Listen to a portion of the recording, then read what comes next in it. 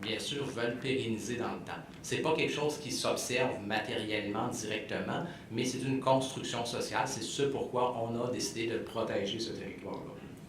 Chaque site patrimonial possède une combinaison inédite de valeurs.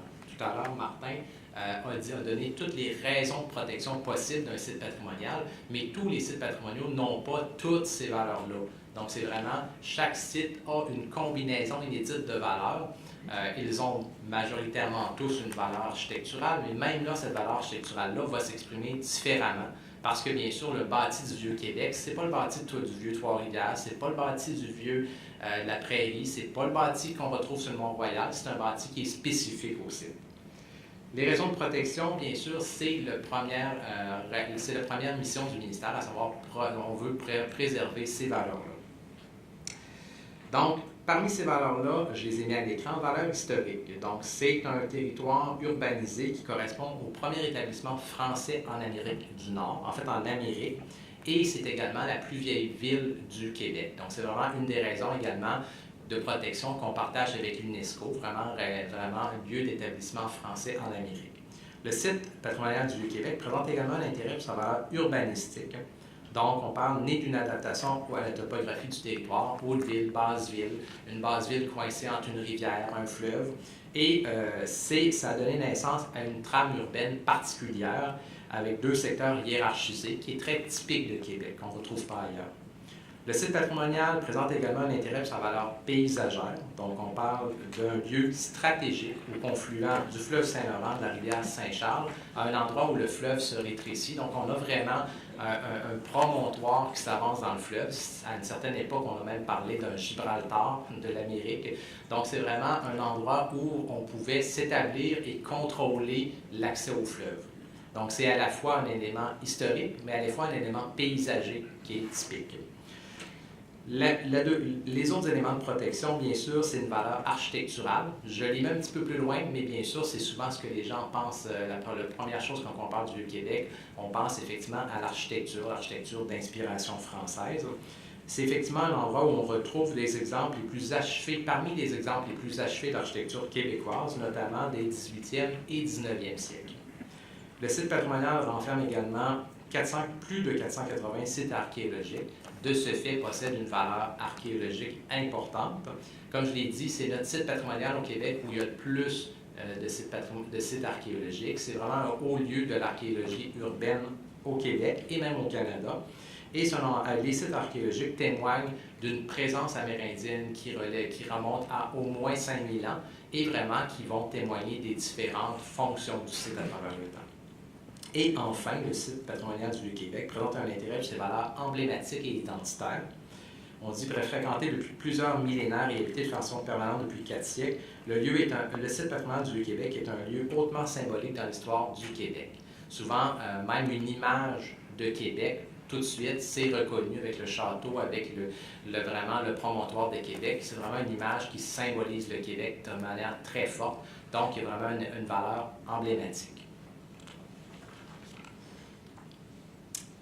Le projet de plan de conservation présente dans un troisième temps ce qu'il faut préserver. Donc, bien sûr, ce qu'il faut préserver, bien sûr, c'est des caractéristiques. Il faut se rappeler que les valeurs, comme je l'ai dit un petit peu plus tôt, sont de nature intangible. T'sais, quand on se promène dans la rue, on ne verra pas une valeur d'architecture, on ne verra pas une valeur historique. Tout ça, ça va s'incarner matériellement dans des caractéristiques. La valeur architecturale va s'incarner dans des bâtiments avec une maçonnerie de pierre. Donc, on a beaucoup de bâtiments en pierre. Va s'incarner à travers des toitures hautes en tôle, donc très reluisantes au soleil, donc très caractéristiques. Donc, c'est vraiment des éléments matériels, physiques qu'il faut préserver. Les caractéristiques, elles sont sélectionnées en fonction des valeurs patrimoniales et en constituent l'aspect visible. C'est vraiment la matérialisation de ces valeurs-là. Elles peuvent se rattacher à une ou plusieurs valeurs parce que, bien sûr, il n'y a pas une corrélation vraiment, c'est pas un pour un, dire cette caractéristique-là incarne cette valeur-là. Souvent, un même bâtiment, par exemple, dans un bâtiment, on va avoir une manifestation de la valeur architecturale, mais le bâtiment va témoigner de la valeur historique parce qu'il va avoir eu une importance importante, va peut-être posséder dans son sous-sol un site archéologique. Donc, bien sûr, on va se rattacher également à la valeur archéologique. Donc, effectivement, les valeurs s'incarnent dans les caractéristiques. Ces caractéristiques-là, elles prennent des formes variées et nous les présentons dans le plan de conservation en 7 grandes catégories. On parle du cadre naturel, donc c'est vraiment le site, les éléments plus géophysiques. Hein. On parle du promontoire de Québec, on parle de la topographie, des choses comme ça. On a le réseau viaire, tout simplement, on peut dire les rues, c'est pour simplifier. On a le système parcellaire. Les systèmes parcellaires, grosso modo, c'est les terrains, la forme des terrains, les caractéristiques. On a ensuite le cadre bâti, les bâtiments. On a ensuite les unités de paysage. Souvent, c'est un concept que les gens ont un petit peu plus de difficulté à comprendre. Les unités de paysage, c'est des portions de territoire qui sont un peu homogènes, qui ont des caractéristiques à la fois naturelles, villaires, parcellaires, bâtis, qui se ressemblent. Ce qui fait que notre grand territoire, il n'est pas pareil d'un bout à l'autre. Il y a certaines bouts qui ont des personnalités propres à elles, c'est les unités de paysage. On a ensuite des qualités visuelles, ce qu'on voit. Donc, c'est sûr, quand vous pensez à la vue que vous avez à partir de la place Royale sur la Haute-Ville ou à la vue que vous avez sur la terrasse du Frein quand vous regardez vers la Basse-Ville ou vers le fleuve, on parle de qualité visuelle. Et ensuite, on parle de patrimoine archéologique. Bien sûr, c'est tout ce qui se trouve en dessous de nos pieds, pour simplifier.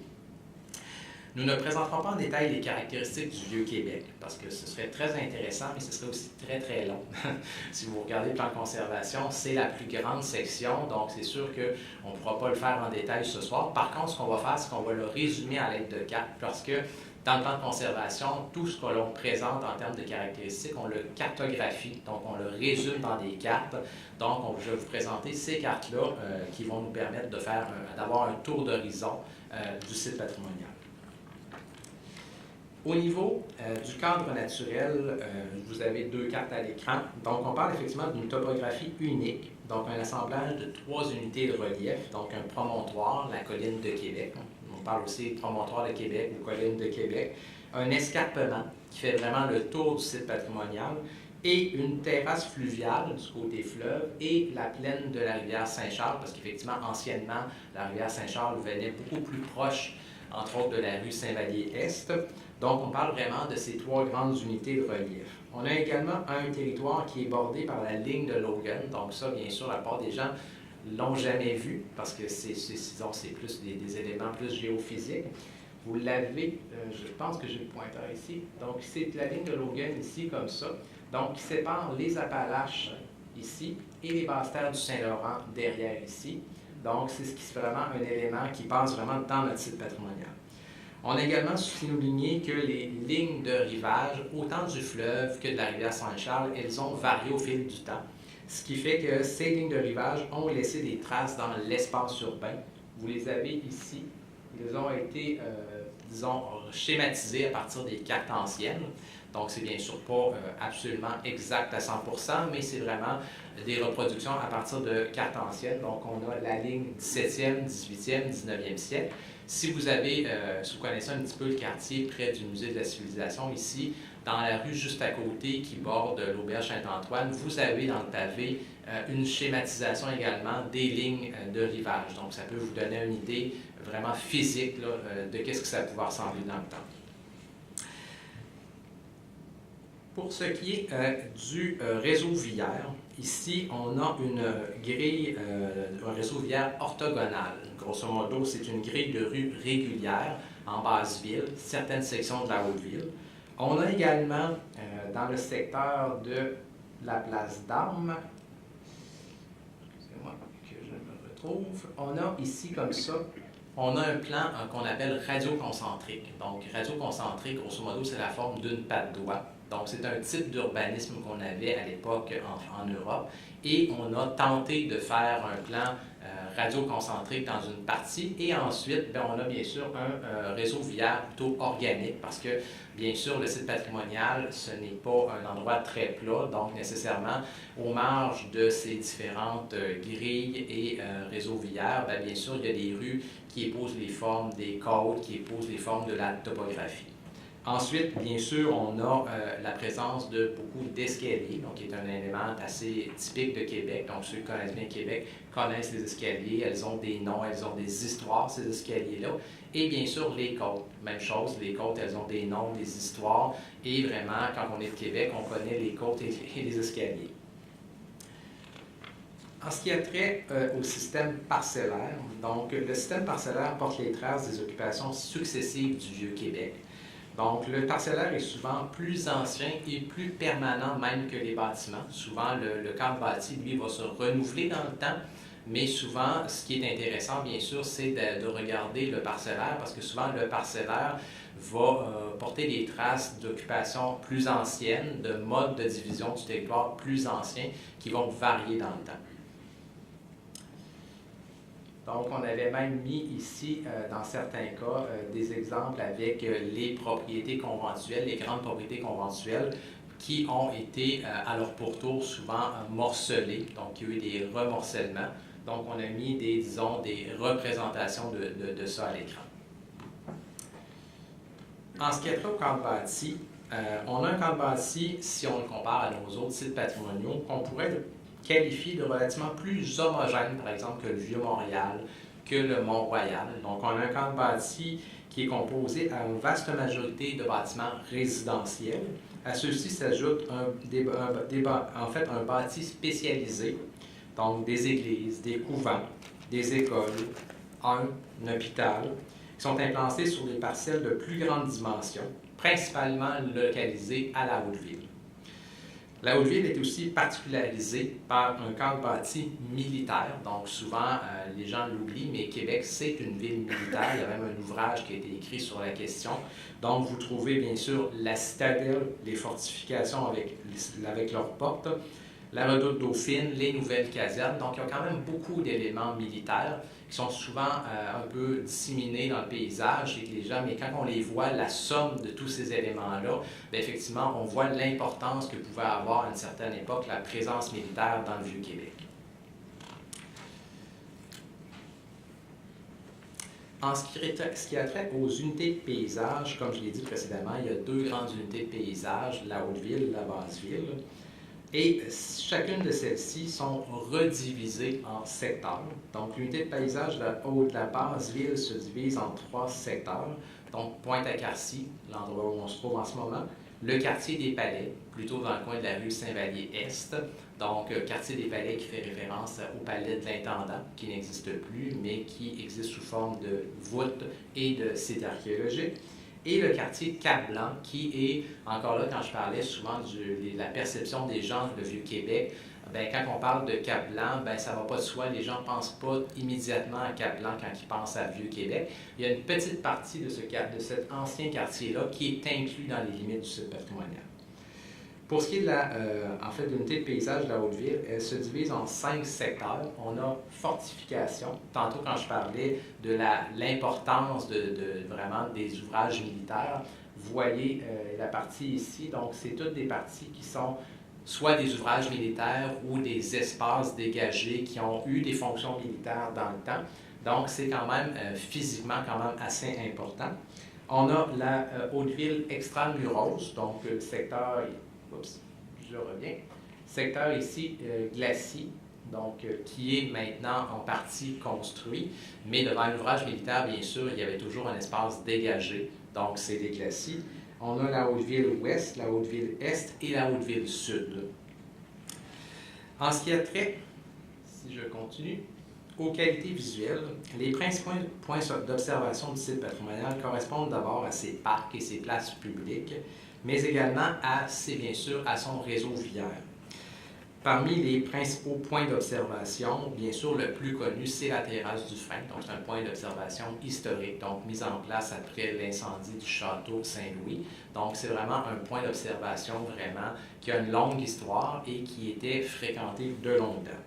Le site patrimonial compte également de nombreux panoramas, percées visuelles significatives, notamment vers la Haute-Ville, vers la Haute-Basse-Ville. Il y a vraiment des images, des vues qui sont célèbres, qui sont reprises depuis, si on regarde dans le temps, même dans l'histoire de la photographie, bien souvent ces mêmes points-là sont repris dans le temps et même si on remonte plus loin à l'époque avant la photographie, bien, il y a certaines vues qui sont même déjà dessinées. Donc, il y a vraiment des vues qui sont valorisées de longue date. Les principaux points de repère du site patrimonial se composent principalement d'édifices du bâti spécialisé. Par exemple, le château Frontenac, c'est probablement une des vues de Québec qui est la plus connue, un des points de repère très très connus. Mais également, par exemple, le pavillon Camille Roy, donc pavillon qui est dans le secteur du Vieux Séminaire. En ce qui a trait au patrimoine archéologique, le site patrimonial, je l'ai dit, compte 487 sites archéologiques. Donc, c'est un nombre qui est exceptionnellement élevé à l'échelle du Québec. Donc, ces sites-là nous renseignent sur l'occupation du site depuis plusieurs millénaires, parce que, bien sûr, il y a des activités, des occupations dans le site patrimonial qui n'ont pas laissé de traces physiques observables. Il y a beaucoup d'activités qui sont maintenant connues plutôt par les sites archéologiques. Par exemple, dans le coin de la rue Saint-Vallier-Est, il y avait un secteur vraiment d'ateliers artisanaux, de tanneries. Ça, c'est quelque chose qui est complètement disparu du paysage urbain, mais au niveau archéologique, ces activités-là ont laissé des traces. Et, bien sûr, le projet de plan de conservation présente enfin, donc la dernière partie, les orientations, à savoir comment il faut préserver le site patrimonial. Les orientations, elles visent un très grand nombre de caractéristiques sur lesquelles s'appliquent les articles 64 et 65. Souvent, c'est un élément, là, les gens sont surpris, ils nous disent, bien, il y a quand même 200, 250, 300 orientations. Mais bien sûr, les articles 64 et 65, elles visent un très, très grand nombre d'éléments, d'activités. Il faut comprendre que ça va de repeinturer un bâtiment en bois, refaire les joints d'une maçonnerie de pierre. Ça peut être d'excaver dans une cour, d'excaver dans une rue, ça peut être de repaver une rue, ça peut être de construire un nouveau bâtiment, ce qui fait que c'est énormément de petits gestes qui sont couverts par la loi et notre objectif, c'est qu'il y ait des indications, donc pour chacun de ces gestes-là, de la manière dont le ministère va les regarder, va les considérer, ce qui fait qu'il y a beaucoup d'orientations.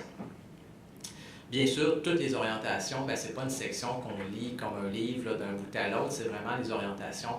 Souvent, on les utilise vraiment quand on veut faire un projet, effectivement, on va directement à certaines orientations. Même chose pour le ministère quand on l'utilise. Donc, ce n'est pas effectivement comme les sections précédentes dans le plan qui se lisent de manière plus linéaire. Dans ce cas-là, c'est vraiment, il faut le voir un peu comme une réglementation. Pour ceux qui ont déjà consulté une réglementation, c'est légèrement aride. Il peut y avoir beaucoup d'articles dans une réglementation, mais tous ces articles ne s'appliquent pas en même temps sur le même objectif. Il faut quand même comprendre ça, que nos 250 orientations ne visent pas la même intervention, visent une variété d'interventions.